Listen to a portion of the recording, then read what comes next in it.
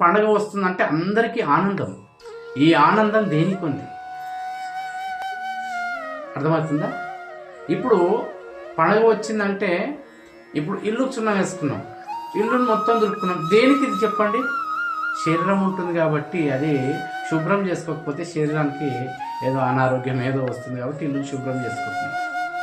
మరి ఇల్లు శుభ్రం చేసుకున్న తర్వాత మరలా ఏం చేసుకున్నాం అంటే ఒంటికి వేసుకున్న దుస్తులను కొత్తవి కొనుక్కోవాలనుకుంటున్నాం, ఒంటికి ధరించుకున్నాం.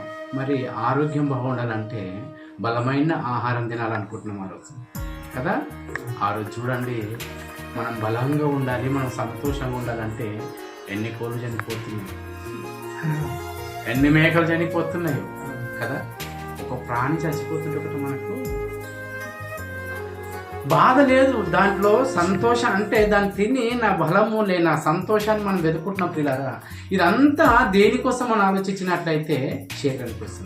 నీ దేహం కోసం ఇంత ప్రయాసపడుతున్నా, నీవు ఆత్మ కోసం ఏం ప్రయాసపడుతున్నావు కదా. ఈ దేహం కోసం యేసుప్రభువు వారు ఏమన్నారు ఒకసారి చూద్దాం. ఆత్మయే జీవింపజేయుచున్నది, శరీరము కేవలము ప్రయోజనము. నేను చెప్పిన మాటలు ఆత్మయు జీవము